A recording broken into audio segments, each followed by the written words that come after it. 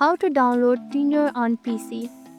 In this video, I'll show you how to download Tinder on your PC in just a few simple steps.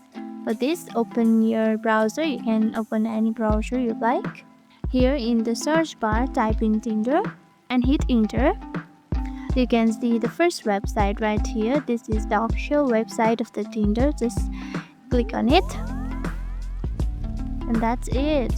You just open the Tinder website and you can just click on login right here and log in with your Facebook, or you can log in with your phone number or Google. Just log in with whichever you have made your account with.